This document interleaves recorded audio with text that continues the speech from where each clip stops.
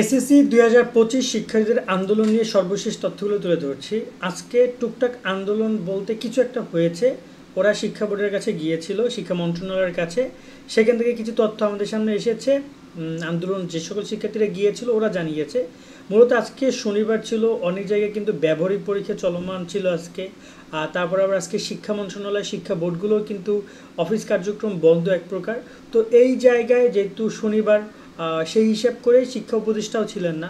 তো এক্ষেত্রে আমি আন্দোলনকারী কিছু শিক্ষার্থীর সাথে কথা বলেছিলাম। কয়েকজন বলেছে ভাইয়া আমরা তেমন আপডেট জানি না, আর একজন শিক্ষার্থী ও বললো যে আমরা গিয়েছিলাম, এক্ষেত্রে আমরা স্মারকলিপি জমা দেওয়ার উদ্দেশ্যে গিয়েছিলাম। মূলত আন্দোলনের ফরম্যাটটা নিয়ে যদি আমরা কথা বলি, আন্দোলন মানেই কিন্তু এই না যে তোমরা একটা বিষয় নিয়ে দাবি তুলে ধরেছো এবং সেটার জন্য তোমরা যাও রাস্তার মধ্যে বসে পড়ো, শুয়ে পড়ো, আন্দোলন করো, যানজট তৈরি করো, জনদুর্ভোগ তৈরি করো। এটা কখনোই সুন্দর একটা আন্দোলনের বৈশিষ্ট্য হইতে পারে না। তোমরা আগে কি চাও সেটা নিয়ে কাদের কাছে যাও, দরকার তাদের কাছে যাও, গিয়ে তাদেরকে তোমাদের প্রয়োজনগুলো জানাও। এক্ষেত্রে উচিত হবে একজন শিক্ষার্থী হিসেবে তোমাদের যদি কোনো যৌক্তিক বিষয় থাকে, যেমন তোমরা সাপ্লিমেন্টারি এক্সাম নিয়ে কথা বলছিলা, সৃজনশীল বহু নির্বাচনী মিলিয়ে পাশ করার বিষয় নিয়ে কথা বলছিলা, এ ধরনের দাবি তোমরা করতে পারো তোমাদের ক্ষেত্রে। সেক্ষেত্রে তোমরা কিন্তু চাইলে তোমাদের উচিত হবে যে শিক্ষা বোর্ডগুলোর কাছে গিয়ে স্মারকলিপি জমা দেওয়া, স্মারকলিপি জমা দেওয়া, এবং এটাই করেছে ওরা আজকে যতটুকু আমি শুনেছি।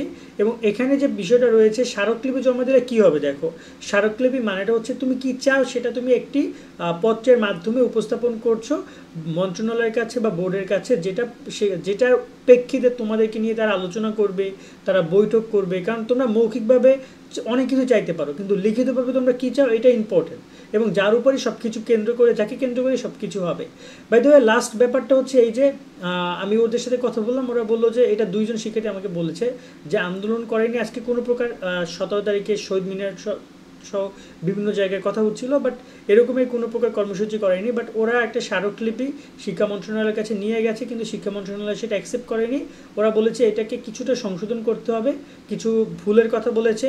সেটা কী ধরনের ভুল এটা ওরা ভালো বলতে পারবে, বাট কিছুটা ভুলের কারণে ওরা ওটা জমা দেয়নি, যার কারণে ওরা ওটা অফ করে রেখে এসেছে এবং বলেছে নেক্সট কোনো একটা দিন হয়তো বা সামনে তোমাদের ব্যবহারিক পরীক্ষা শেষ করে হোক বা যখন হোক তারা এটা জমা দিবে এবং এটাই উচিত হবে যে সবগুলো শিক্ষা বোর্ডকে জানানো বা বোর্ডের কাছে বিষয়গুলো তুলে ধরা যে আমরা আসলে কী চাই সেটাকে তাদের কাছে উপস্থাপন করা, দেন তারা এক্ষেত্রে একটা ডিসিশন নেবে। এক্ষেত্রে আমার কাছে এটা এই ধরনের যে বিষয়গুলো রয়েছে এটা খুবই ভালো হবে। এবং আমার মনে হয় যে অনেকেই দেখা যায় যে জনদুর্ভোগ তৈরি করা, বা বিশেষ করে ফেসবুকে আজকে অনেক ভিডিও আমাকে মেনশন করেছে যে ভাইয়া দেখেন আন্দোলন চলতেছে, অনেক স্টুডেন্ট, এগুলো সম্পূর্ণ ভুয়া তথ্য। এই একটা ব্যাপার। সেখানে বলছে রাস্তাঘাট আটকিয়ে আন্দোলন করাটা আসলে এটা তখনই করা উচিত যখন একদম মানে খুবই বড় একটা যৌক্তিক দাবি, ওইটা না মানলে তোমরা শেষ হয়ে যাবা, বা দেখা যায় যে কোনো একটা মানে খুবই বড় একটা অন্যায় হতে যাচ্ছে, তখন গিয়ে তোমরা রাস্তা দখল করতে পারো বা সেক্ষেত্রে তোমরা গিয়ে রাজপথে নামতে পারো। আমার মনে হয় এর আগে তোমরা সংশ্লিষ্ট বোর্ডের কাছে, মন্ত্রণালয়ের কাছে, সচিবের কাছে গিয়ে বিষয়টা উপস্থাপন করতে পারে, দেখো তাদের কি হয়।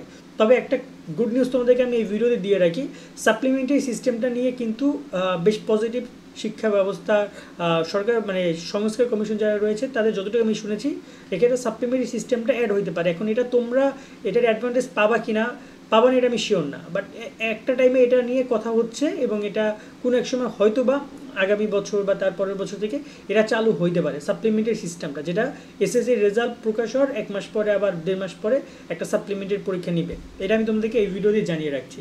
তারপর তো এটা হচ্ছে আন্দোলন নিয়ে তথ্য, আন্দোলন বলতে এক্স্যাক্টলি না, জাস্ট কর্মসূচি নিয়ে তথ্য তোমাদের এই এইচএসসি 25-এর, এবং সামনে যদি আরও কোনো আপডেট আসে আমরা চেষ্টা করবো জানানোর। বাট এই মুহূর্তে আমি যদি তোমাদেরকে বলতে চাই যে আলাদাভাবে আমি কোনোভাবে তোমাদের এই আন্দোলনে আর খুব বেশি ভিডিও করবো না। যদি কর্মসূচি কোনো কিছু হয় তখন সেটা আমি চেষ্টা করবো সবার মাঝে জানিয়ে দেওয়ার জন্য একটা মানে সুন্দর ওয়েতে। ওকে, সকলে অনেক ভালো থাকবা।